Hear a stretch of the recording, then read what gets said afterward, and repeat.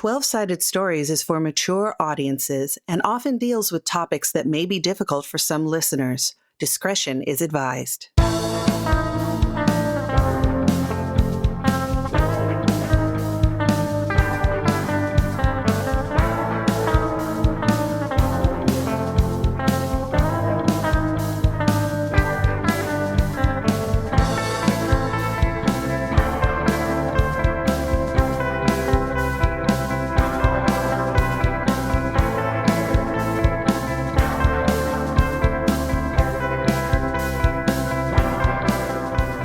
Hello, and welcome to The Foundlings, a 12-Sided Stories City of Mist actual play. As always, our games are story-heavy and rules-light. And now, introducing our Master of Ceremonies, Pooja Sharma.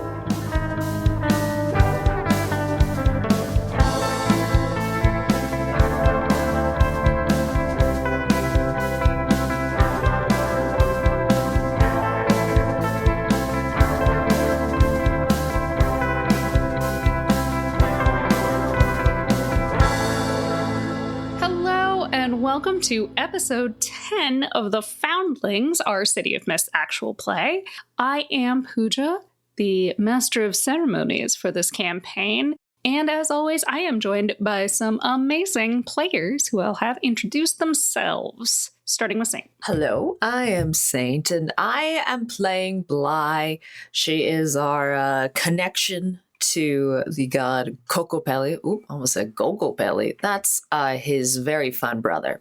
And we've been doing a lot of craziness, and the day has just started. Hooray. Hey, I'm Michelle, and I am playing Siobhan, who has been having fun shape-shifting into different things, even though being a horse did not go so well. I am Wes Otis, and I am playing Noah Hurst / Robin Hood, who so far has been very lucky not throwing up when forced to fly. Hey y'all, I am Mac, and I am playing Beatrice, who is she's Plant Witch right now, but based off of Rappuccini's daughter. Before we start, please consider supporting the show through Patreon or on Ko-fi, spelled Ko-fi. Now, on with the show. So last time on The Foundlings, our group had gone to the Beakerhead's lab of September. Vanchez were trying to find what evidence he had against Agatha. Turns out he had a video of the person who did break into his lab. Didn't look anything like Agatha. When Bly tried to scout around, see if there were cameras, things like that, she tripped an invisible sensor, was caught on camera towards the back of the building, and September freaked out. Bly being on the camera, Noah saying that he didn't really have a case and his suspicions were probably unfounded, that they were imposters, that they were sent out to get him, and he activated the lab security that he had put in place. So Bly, as soon as she heard something behind her, skedaddled out to the front, chased by a giant antlion, while Noah and Beatrice took the tape. Noah called his friendly police officer, Griffin, to come over and, take care of September. But while they were doing that phone call and kind of trying to get out of that situation, the lab was filled with a giant swarm of rats. Beatrice managed to fly herself and Noah to the front door with a very lucky and timely activation of the HVAC system. As they exited, they saw that Siobhan and Bly, Siobhan had turned into a horse to try to get away, but that hadn't quite worked out. And they were, at the time, cornered by the antlion. Between Bly's blast of scream, Noah's well-placed arrow, and Beatrice's further daisy chain leaf on the wind powers, our whole group was able to take out the antlion and clear the area. Noah handed over the tape to Officer Griffin when he arrived, and Officer Griffin said they would take care of it and continue the investigation. And our group decided to go over to the Raptors to see what they could find out about Moriarty. Maybe they could find Holmes, get, a criminal mastermind off their backs. When they arrived at the Raptors headquarters, a very solid sanctuary kind of feeling building. It's the word I was looking for before when I arrived on Cave.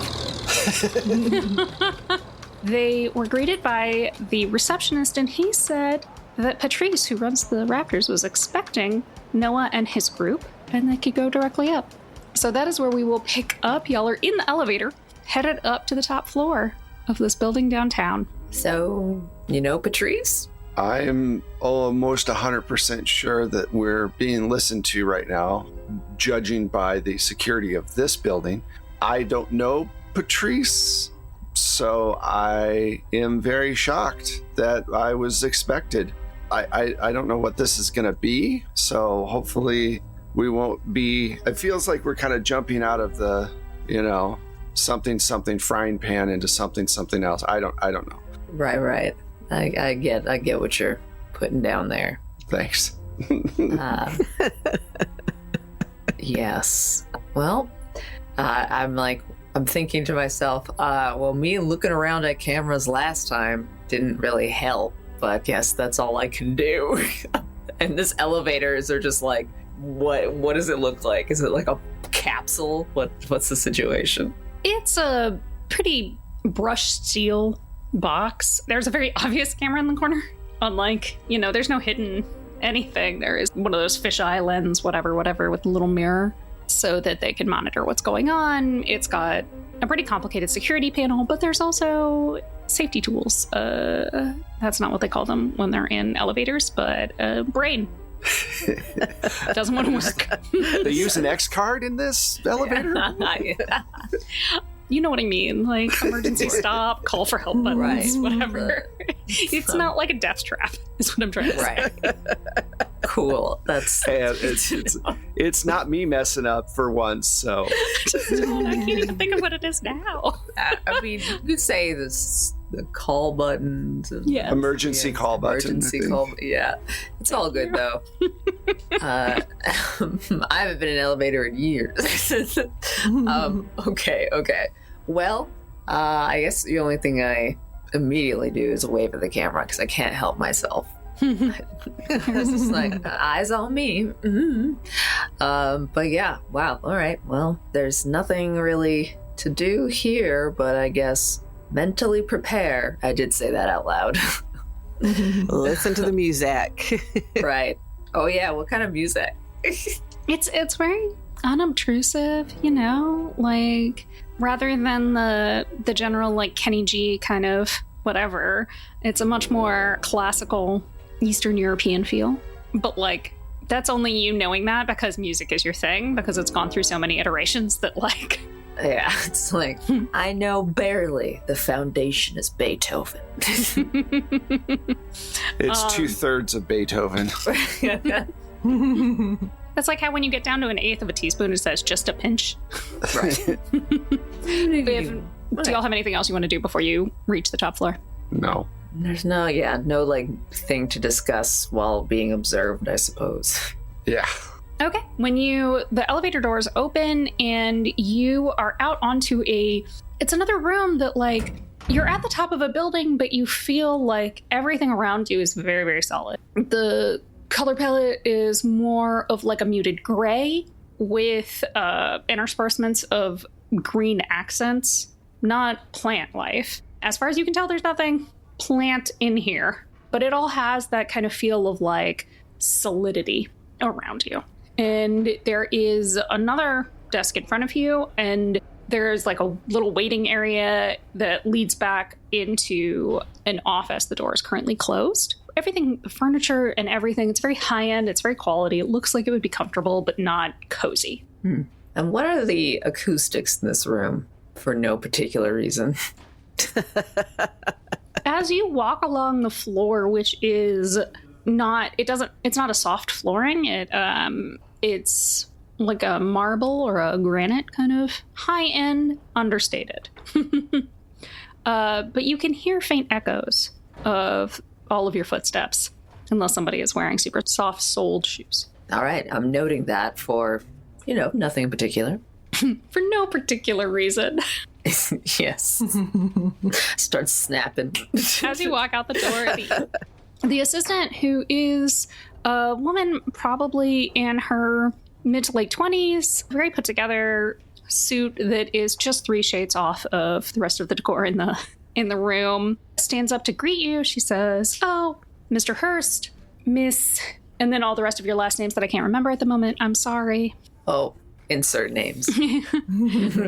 Patrice is expecting you. Thank you so much for coming so promptly. Can I bring you anything to drink? No, thank you. No. No, I'm good. Thank you.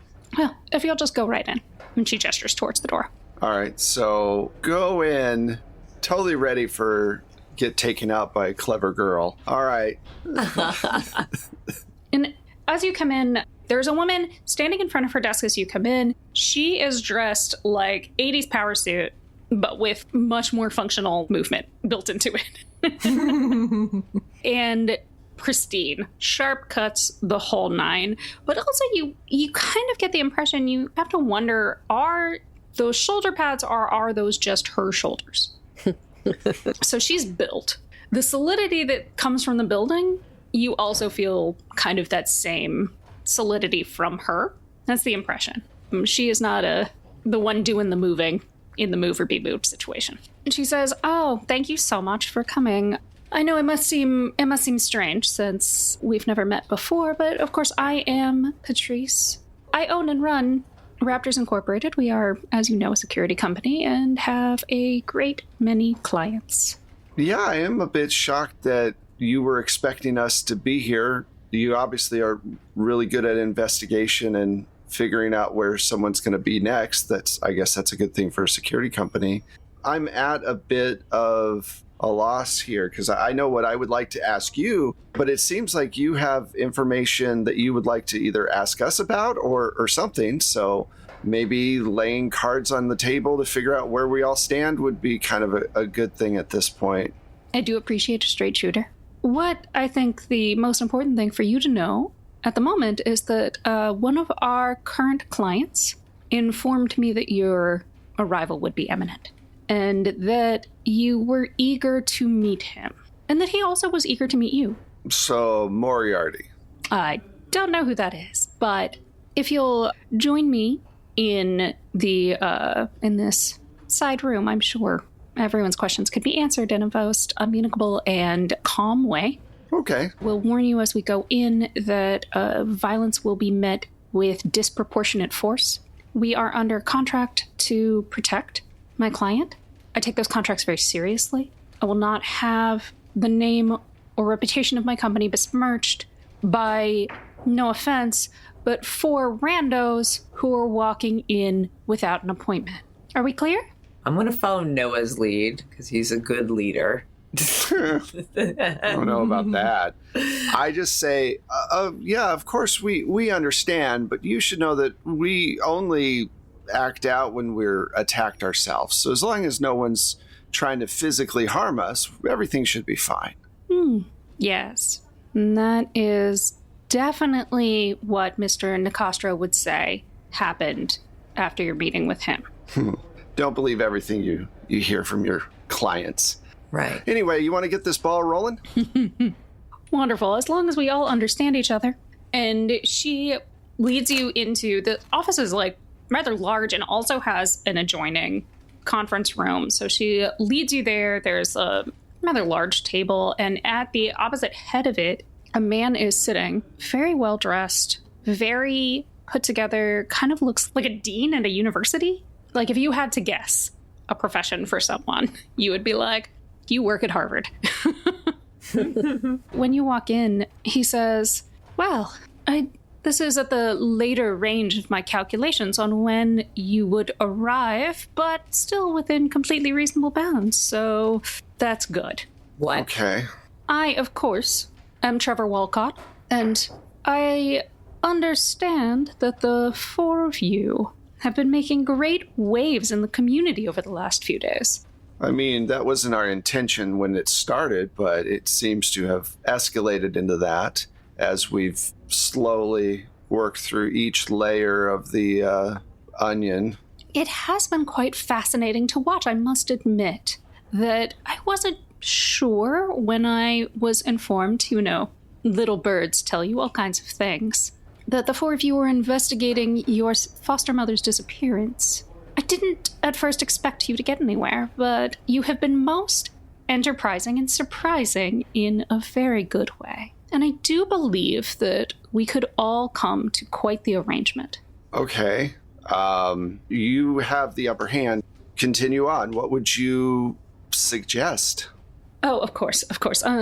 At times, my amazing intellect does quite run ahead of those of lesser beings. Siobhan rolls her eyes. Oh, well, Bly too, at the same time. Yeah, we look at each other like, oh my God, the ego on this guy. What I am saying is that your ability, separately and together, to move through the city and to somehow manage not to make enemies of everyone you meet, despite your, well, I'll be charitable and just say lack of social graces, is quite an enviable and useful skill. Now, I know that there are things that we all want in this life, and some of those desires, I mean, I have more comprehensible desires, things that people could relate to, if you will. But Noah, you are so underappreciated in your office. Your skills are being stifled and underutilized. Bly, you have a god inside of you, and you spend your days pandering to people who have given their pets neuroses. Siobhan, you work at what is arguably the worst funded and ill-run shelter in the entire city. And Beatrice, despite your immense talent and skill and knowledge of the entire plant world, you cut pretty flowers for the populace. No one has any idea of the untapped potential in each of you. Haven't you ever wanted to be more? Haven't you ever wanted to know if you seized what is actually within you, what you could become, the changes you could affect? Sure.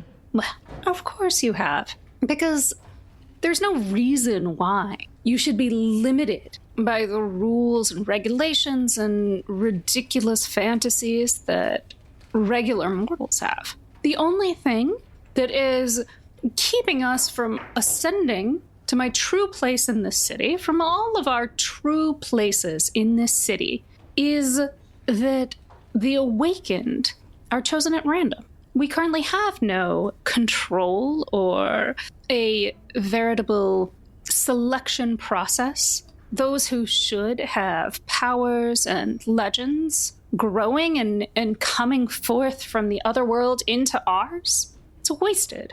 I mean, the four of you have been wasted up until now, up until a suitable challenge has been given and presented to you, and you grow into the power that is, in turn, growing within you. Your foster mother has a unique skill set. Properly harnessed, utilized, the rifts in the city, and indeed, I believe, outside of the city, we could control much more than what we see and what we are limited to currently. I have a question for you. Of course. Would you consider yourself happy? Beatrice, Because I do. Do you have that? I doubt that you have the same kind of happiness that the rest of us have. Does that not count for anything? darling, I know that the bred in circuses can fulfill baser desires, but what I'm saying is that if you allow yourself to overcome your fear and inertia, that you could be so much more. Maybe we don't want to be more. Maybe we're happy where we are. Had you considered that? If that was the case, would you be here now? You could have found your mother and just gone back to your little life. Well, we wanted to make sure that she's going to be safe. We didn't want to just find her and then put her back in harm's way. We couldn't do that. That's half the job, right? We're not going to leave half the job undone. And that's something our lovely foster mother taught us, not to do a job halfway. See? That is exactly what I'm talking about. This eye for the bigger picture. If you use that for more than just this one instance, use it across your life. So what's your end game? What's the end goal? Controlling the world? Having material wealth? Material wealth is for small-minded people. So you just want to control the world. So you're a megalomaniac. I don't need to micromanage the entire world.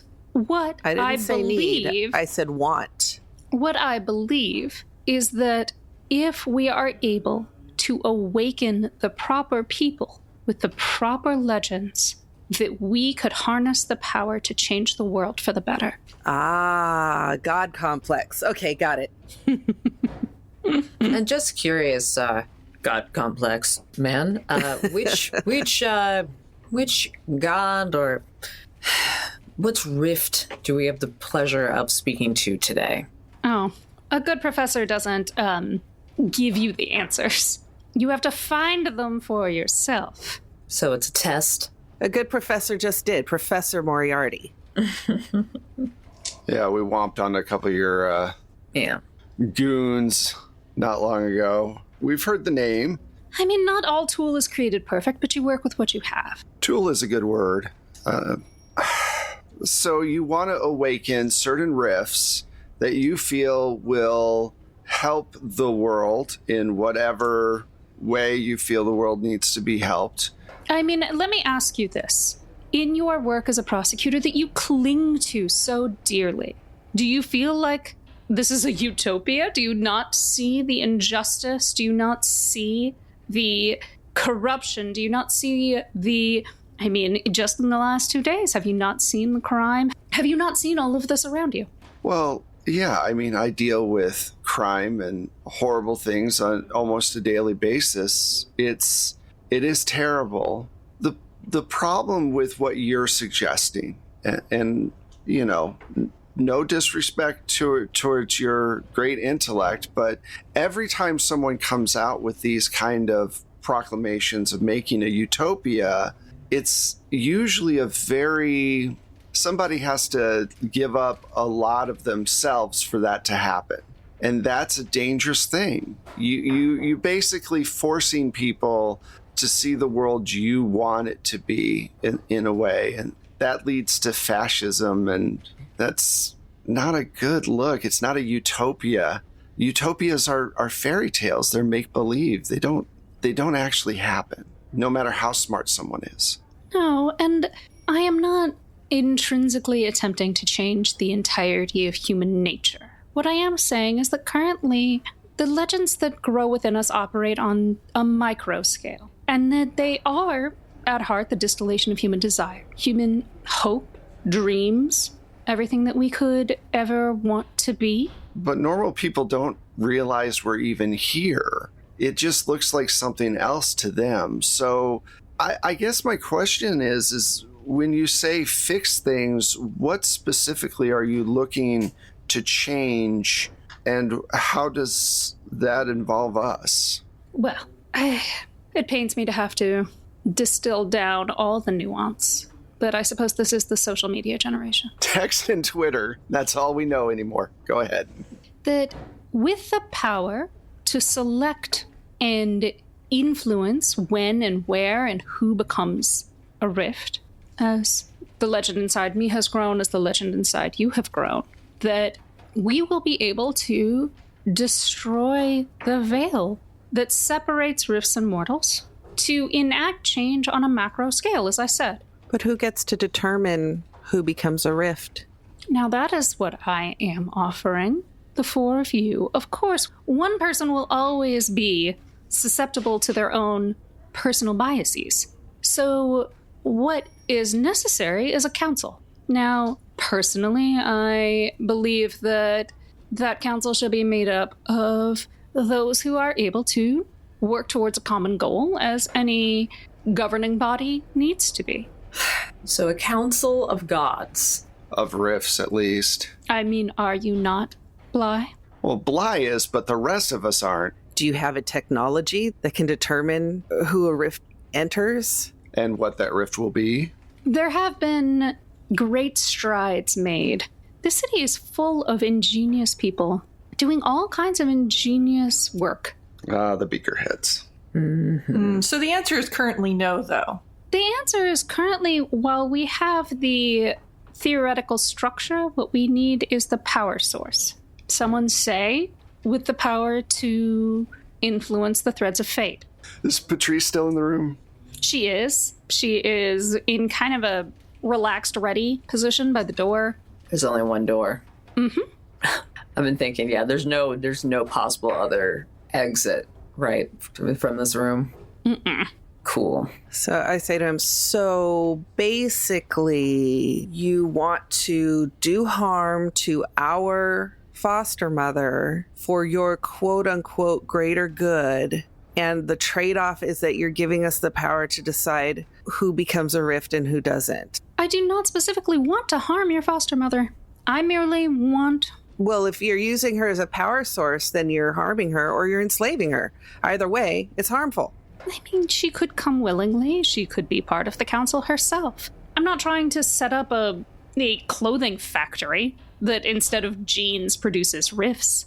I feel like we need to have a conversation with her at least to see what she thinks about all of this.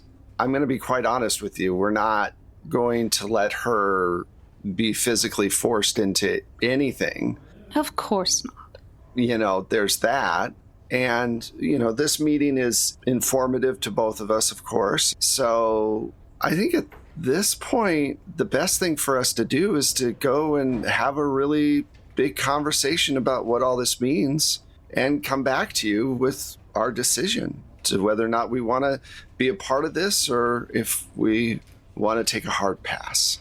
I mean, sisters, do you agree with that? Yeah. Yes. Absolutely.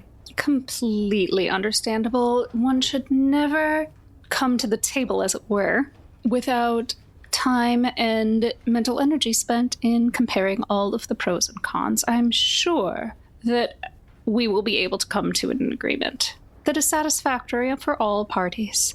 Okay. Well, we know how to get in touch with you now, so we appreciate the time, and we will contact you very soon. I'm sure our foster mother is strongly opinionated, so she will let us know very quickly what she feels about all this, and we can go from there. Of course. I look forward to hearing from you. I'm sure it will be most enlightening.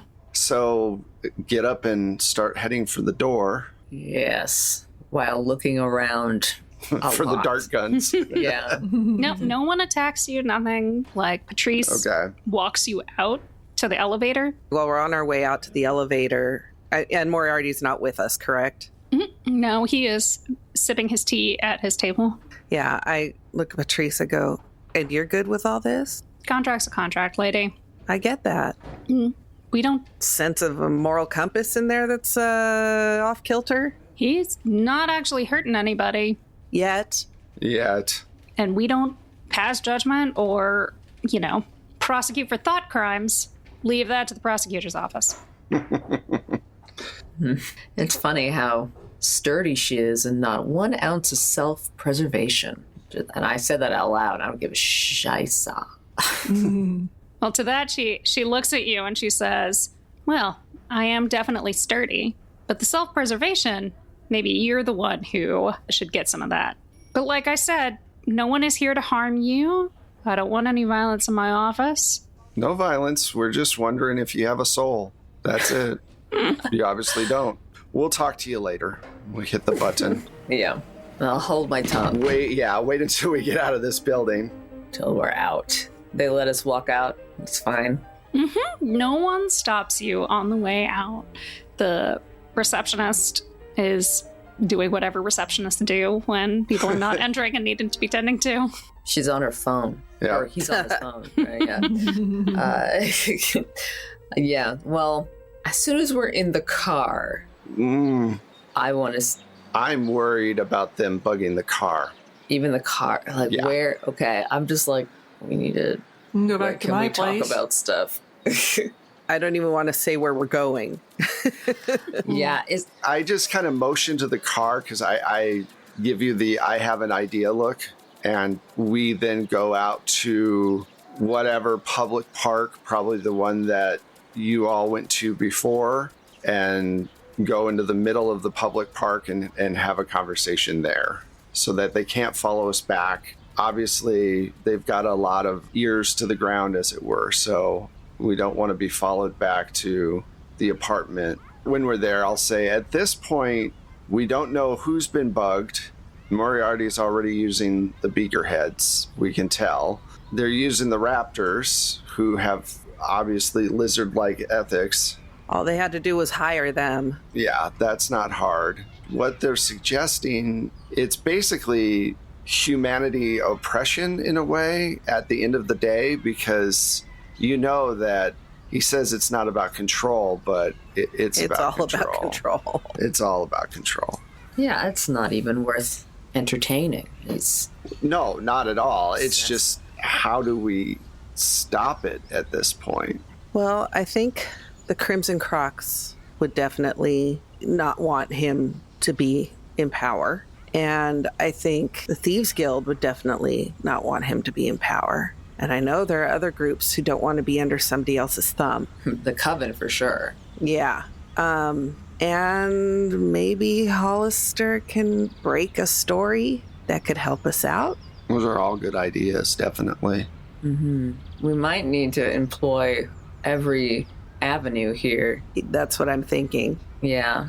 Also, I'm like, they have to be sending somebody to follow us if we're not being tracked. Can we even go back to...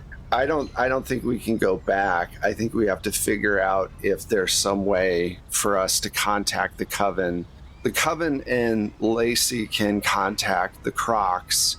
Callie could be our go-between there.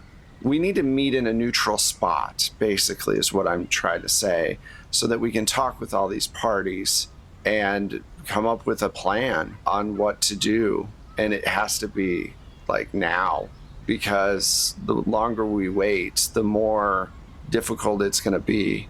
I'm hoping that Sam can put some pressure on Patrice and try to get her to maybe financially make it better not to follow through with this particular client. But yeah, I think we might need to split up and each of us individually try to do something to bring all these people together. The question is where? Is it possible to use the birds again since we're in the park? Maybe Agatha's birds know of a location. I don't know. I mean, why not the park? Or, I guess I'm tripping out. Isn't there a Lenny's? Isn't there a Lenny's nearby? Is there a Lenny's nearby? I think it's too exposed. Yeah, for everyone to come. Yeah. And also Moriarty, I mean, it's a phrase, but he said, a little birdie told me. And I'm like, can he, I don't know the whole No, I think lowdown. I think that's, no, I don't think it's I'm like, actual it's so on the birds. nose, though. We literally... Yeah, it was on the nose when he said you were a straight shooter too, Noah. Ha. True. Oh, What about the artist loft? I mean, she'd hate it, but okay. Yeah. no one knows about that one. True. One of us could go over there, let her know what's about to happen, tell her we need her help, and then the rest of us could bring the other groups to bear. I can go talk with the agent, I guess. I can go talk with Hollister. Yeah. Beatrice, you should probably talk to the artist. Because you guys bonded a little. I could do that. Are you sending me to the Crocs? Actually, we're sending you to the Coven, and the Coven's going to call the Crocs. Oh, okay. Right. Thank God. Yeah, we're not sending any of us down there. No, we're not. We've been told not to go there, so I'm not sent by yourself. You're like, It's like, You're on your own, sister kid. directly to the place where they told you not to go. gosh. and Okay. Miss has a god growing in her, can go to the Crocs and deal with it herself. I mean, I'll probably be fine, but... No, I would go to the Coven and get Lacey Yes. then, and then don't go to the Crocs. Contact them, preferably on a phone outside. Through the Coven. Through the Coven. Yeah, they can... And then meet us at the artist's loft in, like, let's say, probably going to take us about 2 hours to pull this together. Okay. Is this montage now style since... It is. And what I am going to say is if we start with Beatrice going to Raina's, that Raina's surprised to see you, but Thomasina is there as well. And when you explain what you want to do, Thomasina actually volunteers to insists upon using her contacts to help get in touch with these people and to get them together. And in a very businesslike but blunt way, tells you that it's for the best because people like her better than they like y'all. Fucking teenagers. Gosh. Guess what? They don't. And you're going to learn that in 10 years when you realize how terrible you were. Uh-huh. I mean, literally, no one likes you. You're like the worst. I mean, haven't been making many friends out there. I mean, maybe you made some friends, but you really made some enemies. Like, wow. That's true. But I got people. I got people everywhere. And if it makes you feel better, I'll stay here. And she's not looking at you at that point. She's looking at Raina. So fast forward, zip through, montage of Thomasina making some phone calls. She goes out for 20 minutes. She comes back. She's like, it's all set up. They'll be here 2 hours. But Raina, softens. And she's like, I don't think that here is the best place for us to be. You know, I don't want to get you all mixed up in this. And so they actually leave you the loft. Raina has spent the last however long. She spends most of the time before people come over, like putting her stuff away and taking care of the dolls. She takes a couple of them with her. One of them walks away with them. No. I've But been waiting for that the whole time. we're going out for a while. You'll forgive me if I don't tell you where we're going. Sounds good. Yeah. Try not to trash the place. Okay. At the appointed time, you get like a weird convergence. The agent shows up with a couple of her guys. Sam comes with, not with, what's his face? Smarmy, broken-hearted boy. But Sam shows up with a couple of his boys, one of whom you recognize from the house. So good to know that all worked out. And then Helga shows up with 2 other people that you don't recognize. Neither of them is Agatha. And Lacey comes with the coven. And that's everybody, right? I think Right. so. Yes. So I thank them for coming. Should Hollister be there? Oh, yeah, Hollister. Well, he's on speakerphone. I can't leave the office. I age very fast if I leave this building. We can say Hollister is he came and he is in the corner and he has got his notebook out and he has the largest mug of coffee you have ever seen that tapers down into a cup holder. And is he like suspiciously like in black and white shadow? There is a very prominent shadow coming from something. Was that beam always there? But it crosses like just across from his neck eyes. down. So thanks everyone for coming. I guess, obviously out of character, I'm going to do a big info dump of what we've discovered, what the plan is. And I just say, I know that through us trying to find our foster mother, Lacey, that we have made some of you upset, which was not our cause, but you know, protecting our family is an important thing. So hopefully all of you can understand that. We land on the side of feeling that this plan of Moriarty's is detrimental to all of us in the long run and to the people who don't have rifts as well. And we were hoping that we could come up with a plan to deal with it before any more damage is done. And while the agent starts off kind of hostile, she thaws. As you explain what the professor's plan is, when you say the name Walcott, Hollister's got like little like sparks of light kind of going off around his head. Where did those flashbulbs come from? And is making like furious notes. And he's like, okay, well, obviously we need to deal with some stuff immediately. But Walcott's got his thumbs in all the pies. But the pie that he owns is the Beakerheads. But y'all knew that. I'm not telling you anything you don't know. Who do we smash? Who do we smash? If you take out the facility, I wouldn't recommend going up against the Raptors just because I wouldn't recommend going up against the Raptors right off the bat. But if you take out the facility, you take out the plan, the major pillar of a support. It's like when you got a building, and that building has a cornerstone. I'm not sure if that analogy really works, but you know what I say. We do. It's okay, Love Hollister. you, We're buying what you're selling us. Yes. Siobhan loves trying to talk 30s with him. I knew you were the best aim around. So just for player, because I'm facility for me as a player, are we talking one of the Beakerheads facilities or are we talking specifically the Raptors big facility? No, I think the Beakerheads facility because... The main Beakerheads facility. Yeah, okay, because cool. Hollister said not to attack the Raptors straight off. True. And you could still do it. I mean, obviously he is his own unreliable, whatever. I don't want to, I'm not dictating to you as the GM. Oh, Right, no. right. I was No, just but confused on what he's smart. facility we're talking about. What does Sam, Sam, what do you think about this situation, and how involved are you willing to get? Obviously, this is terrible for everyone.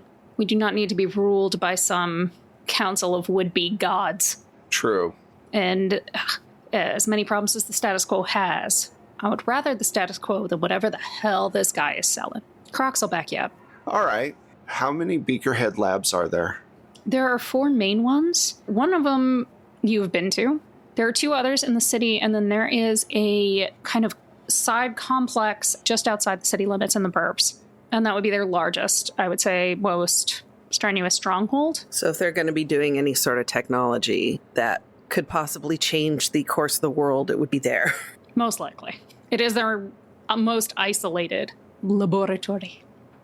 And maybe we just hit that one, but all of us hit it hard. Why don't we do 2-tier? Why don't you all stick in the back? The thieves and I will go in. We will put ourselves in locations that will make it very difficult for a response. And at that point, you all come in. And if we can be stealthy enough to get into a good location, we can come up behind them in a way. And so you all will be coming this way. We will be coming this way. And my mic is the people. Yes. We could trap them in a bit of a crossfire. And we just focus on the one place. Because I feel like this is the kind of thing that isn't going to be cleaned up with one attack. I think that we're going to be, unfortunately, dealing with this prick for a while. So there's a word I haven't used a word long time. Prick. But yeah, I think that might work. So if the Thieves Guild and the agent are willing to go with me in first stealth and see if we can cause some mayhem, and then the Crocs and you all and the Coven can cause problems outside, that might be the best bet. What do you all think? Feeling that. Okay. So maybe tonight? Yeah, I guess as soon as possible. Also, we must make sure Lacey doesn't, she has to be consensually under lock and key, because there's no way he is not trying to kidnap her right now. True. Darling, I'm nowhere safer than with literally everyone I know. True. Okay. Okay, Mom. It's like, I know I can't tell her what to do, but God. I won't put myself in harm's way. I'll stay in the back, but I won't be left behind. Not again. That's respectable. I think we need to make a plan for if this goes sideways. Yes. As well as prepare everybody for inorganic or hybrid cyborg animal attacks. True. Sam, if you would, if something does go sideways, now that we all know what's going on and we are trusting each other, if something goes sideways, you grab Lacey and get out and just try to get word to us when you can. Your mother will be our first priority. And same thing with everybody else.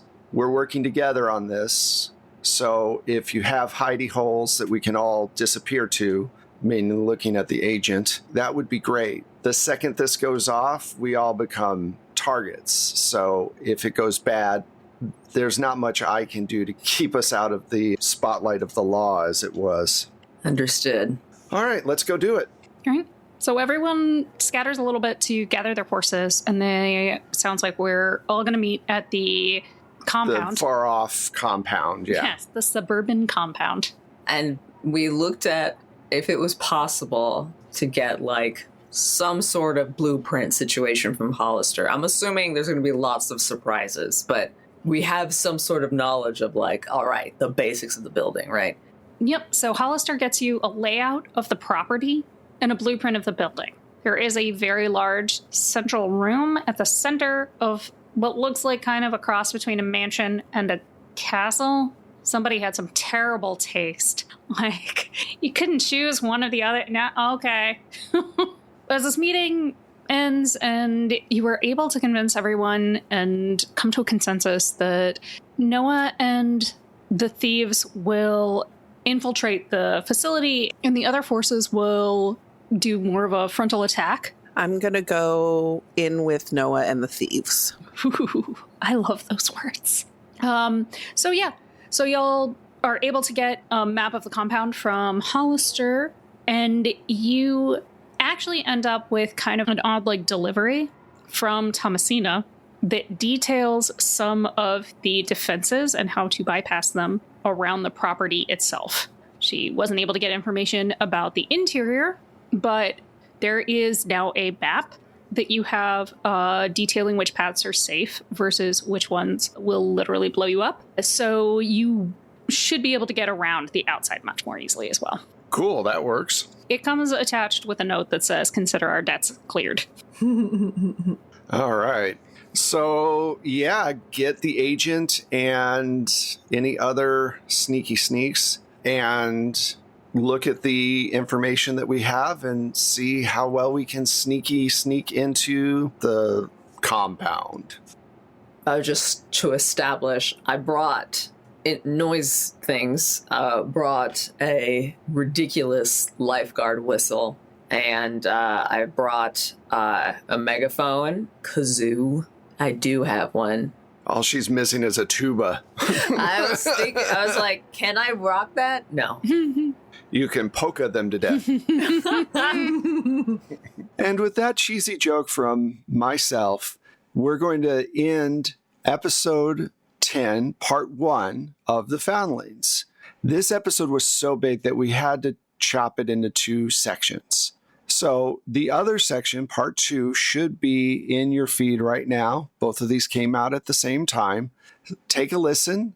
You can hear the conclusion of the episode. Also, I'm going to be playing where you can find everybody. So we'll get to that now. Again, thank you for listening.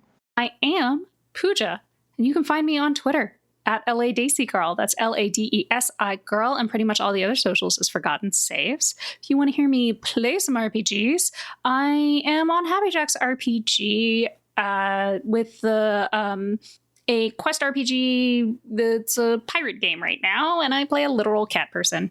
It's great. So, Saint, where can the people find you?